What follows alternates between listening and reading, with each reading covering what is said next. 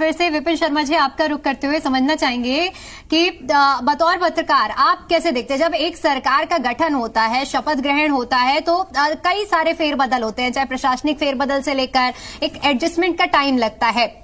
मेरा सीधा सवाल आपसे ये रहेगा कि क्या आप विपक्ष की भूमिका में आम आदमी पार्टी को कुछ ज्यादा जल्दबाजी में देख पा रहे हैं, या जो विरोध किया जा रहा है, जो आवाज उठाई जा रही है, उसे आप सही मानते हैं?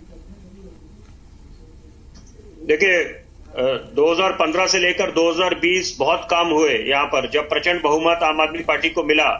लेकिन 2020 में भी प्रचंड बहुमत मिला था आम आदमी पार्टी को, दिल्ली की जनता ने उन पर भरोसा जताया था। लेकिन 2020 से लेकर 2025 तक केवल तकरार, आधे से ज्यादा समय व्यतीत हुआ, बहुत समय बर्बाद हुआ यहाँ पर, एक घमासान जो मचा रहा। और ताली कभी एक हाथ से नहीं बचती, उसके लिए मैं जिम्मेदारी दोनों को ठहराऊंगा, भाजपा और आम आदमी पार्टी। तो यहां पर देखिए, आप घेरे, बड़ी अच्छी बात है, लेकिन चिंता की बात यह है कि जब अभी कार्यभार संभाला नहीं था, क्या भाजपा ने और उनके मंत्रियों ने शपथ नहीं ली थी, मुख्यमंत्री ने शपथ नहीं ली थी, तो वहां पर जब यमुना मैया में मशीनें उतारी गई थी साफ सफाई के लिए, तो वहां पर तब अलग तरह की राजनीति शुरू हो गई थी, तभी भाजपा को घेरा जा रहा था। तो मुझे लगता है कि कभी आप काम नहीं करते तो बात समझ आती, लेकिन अगर काम शुरू हो रहा है तो राजनीति हो या एक दूसरे को घेरा जाए, तो वो थोड़ा सा मुझे लगता है धैर्य रखना चाहिए विपक्ष को। विपक्ष काम करे अपना।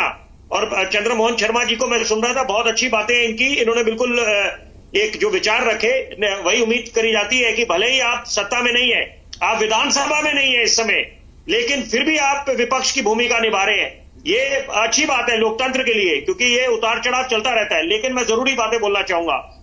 सर्वप्रथम देखिए, फ्रीबीज और विकास ये दोनों अलग अलग चीजें हैं। नॉर्थ पोल साउथ पोल कि आप फ्रीबीज को डेवलपमेंट नहीं बोल सकते।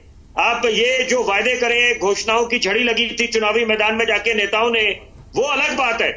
वो भी मैं कहता हूं कि ये एक जिम्मेदारी है कि आप कोई एहसान नहीं कर रहा नेता या राजनीतिक दल, लेकिन आप उसको विकास के साथ नहीं जोड़ सकते, या कोई श्रेय नहीं ले सकता कि हमने ये विकास करा, कि केवल आप योजनाएं दिखा दें और वो उससे आश्वस्त कर दें। तो यहां पर आपको जो इंफ्रास्ट्रक्चर डेवलप करना है वो अलग बात है, उसकी बहुत अहमियत है। और दूसरी बात है, जो ये भाजपा के नेता आरोप लगा रहे हैं कि 7,000 करोड़ का रेवेन्यू डेफिसिट है, तो अपने आप में गंभीर मुद्दा है। एक आम आदमी सोचेगा, देखिए मनोज जी, मैं इस चर्चा में उस बात का जिक्र करना चाहता हूं, अगर हम एक आम आदमी के दृष्टिकोण से समझने की कोशिश करें, वो तो घबरा जाएगा देखकर कि ये हमारे नेता हमें कहां ले जा रहे हैं। मैं आज उनके दृष्टिकोण से बात करना चाहूंगा। बड़े बड़े आंकड़े दिए जाते हैं, आपके इतना बजट है, इतने करोड़ों रुपए।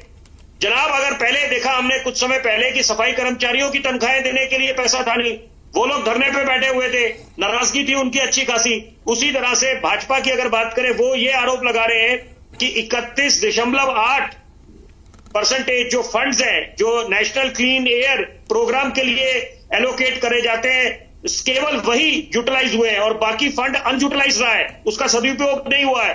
तो अपने आप में गंभीर मुद्दा बन जाता है कि आप यहां पर वो स्थिति साफ करनी चाहिए जिन पे भी आरोप लग रहे हैं, चाहे भाजपा पे आरोप लगते हैं, चाहे भाजपा आरोप लगाती है आम आदमी पार्टी पे, ताकि एक आम आदमी के पास संदेश जाए कि जो लोकतंत्र के महापर्व में अपनी भूमिका निभाता है। कि आप बोल रहे हैं एंटी स्मॉग गन्स लगने चाहिए, वाटर स्प्रिंकलर्स लगने चाहिए, जो पॉट होल्स हैं उनको जो रिपेयर करना है, या रोड्स में पैचिंग करनी है, या प्रदूषण जिससे कम हो यहाँ पर, और ग्रीनिंग ऑफ ट्रैफिक कॉरिडोर्स करना है।